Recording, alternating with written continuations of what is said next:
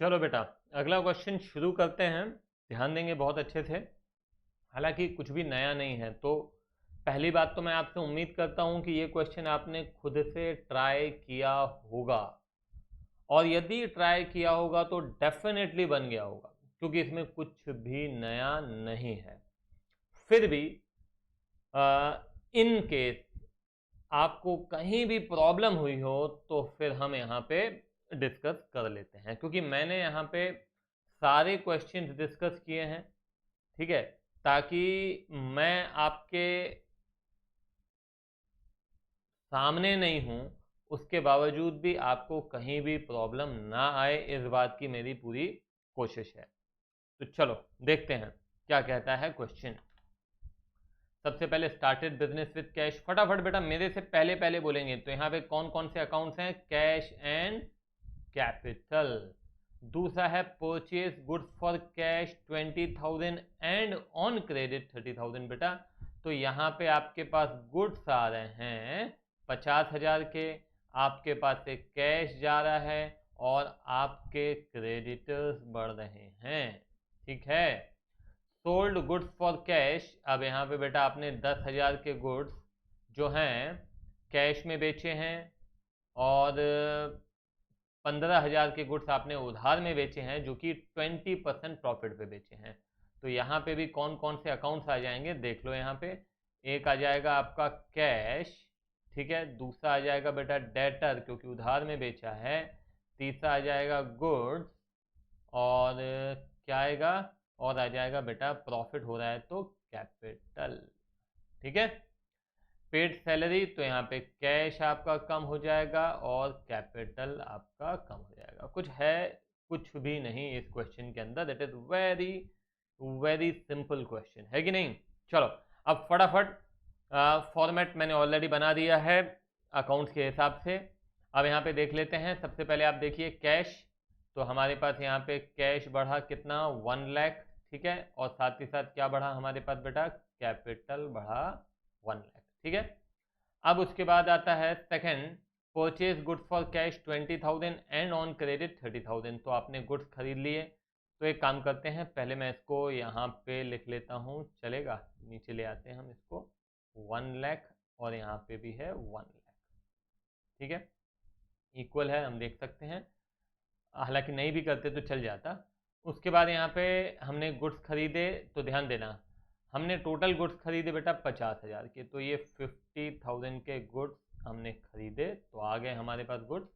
और हमारे पास से ध्यान देना कैश जा रहा है, कितना जा रहा है बेटा, 20,000 रुपये कैश जा रहा है, ये चला गया। और हमने उधार में खरीदा, तो इसका मतलब है हमारे क्रेडिटर्स बढ़ गए। हमको मालूम है बेटा कि ओवरऑल इम्पैक्ट जो है वो इक्वल होता है, ये आप भली भांति जानते हैं, ठीक है। तो आप देख सकते हैं कि यहाँ पे दोनों तरफ 30,000 एंड 30,000 ही बढ़ा है, क्योंकि 50 बढ़ा, 20 कम हुआ तो 30 बढ़ा, और इधर भी 30 बढ़ा। अब इन दोनों का क्या करते हैं बेटा, टोटल करते हैं, तो it will become 80,000 plus 50,000 goods is equal to 30,000 creditors, और ये हो जाता है 1 लाख, ठीक है। क्लियर है, दोनों तरफ 1,30,000। अब आ जाते हैं सोल्ड गुड्स। अब आप देखो, ध्यान देना, अब यहाँ पे क्या कह रहा हूँ मैं। 10,000 के गुड्स कैश में बेचे, 15,000 रुपये के गुड्स क्रेडिट में बेचे 20% प्रॉफिट पे। तो अभी क्या करना है, आप 10,000 के गुड्स 20% बेटा कितना होता है इसका, 20% बड़ा बड़ा सिंपल है, बहुत सिंपल है। 10% होगा 1,000 और 20% होगा 2,000, है ना। देखो बता दे रहा हूँ, हालांकि मालूम होगा, ज़्यादातर स्टूडेंट्स को मालूम होगा, किसी का भी अगर हमको 10% फाइन करना है ना, जैसे 5,000 का 10% फाइन करना है, तो अभी डेसिमल यहाँ पे है। जैसे ही आप 10% मतलब डिवाइडेड बाय 10 ही कर रहे हो और कुछ नहीं कर रहे हो। 10% मतलब इंटू 10/100 किया, तो अल्टीमेटली डिवाइड किया आपने 10 से। तो जैसे ही हम 10 से डिवाइड कर रहे हैं, तो आपका डेसिमल कहाँ आ जाता है, यहाँ पे आ जाता है। तो आपका 5,000 को डिवाइड करेंगे तो कितना आएगा, 500। तो वैसे ही 10,000 को आपने डिवाइड किया 10 से, 10% फाइन करने के लिए कितना आ गया, 1,000। अगर 10% 1000 है तो 20% 2000 होगा। ठीक है, ये सिंपल है यार। और वैसे ही 15,000 जो आपने उधार में बेचा उसका भी 20% अगर फाइन करना है तो 10% 1500 होगा, 20% 3000 होगा। हाँ या ना? ठीक है, तो इसका मतलब है कि ये 10,000 के गुड्स आपने 2000 के प्रॉफिट पे बेचे, मतलब 12,000 में बेचे, और ये 15,000 के गुड्स 3,000 के प्रॉफिट पे बेचे, मतलब 18,000 में बेचे। हाँ या ना? बराबर। तो आपके पास से गुड्स गए कितने? आपके पास से बेटा गुड्स गए 10 और 15, 25,000 के गुड्स गए। तो चलो 25,000 के गुड्स हम ये माइनस कर दिया। अब आपने 12,000 कैश में बेचे हैं, तो ये 12,000 आपके पास कैश आ गया, और 18,000 आपको लेना बाकी है आपके डेटर्स से, क्योंकि 15,000 की गुड्स आपने 18,000 में उधार में बेचे हैं। अब समझने वाली बात मालूम है यहाँ पे क्या है बेटा? ये है कि आप 25,000 के गुड्स 30,000 में बेच रहे हैं, मतलब इट इज अ प्रॉफिट। देख सकते हो ना प्रॉफिट कितना हुआ? 5,000 प्रॉफिट हुआ। तो ये जो 5,000 का आपको प्रॉफिट दिख रहा है ना, ये आपका कैपिटल बढ़ा देगा। क्या बढ़ा देगा? Capital. Getting my point? Is it clear?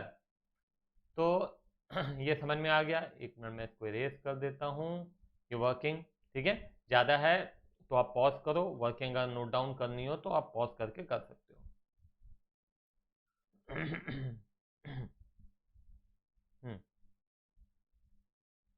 अब आ जाओ, ये हो गया आपका। अब इसका कैलकुलेशन करते हैं। 80 प्लस 12, तो this would be how much? 92,000।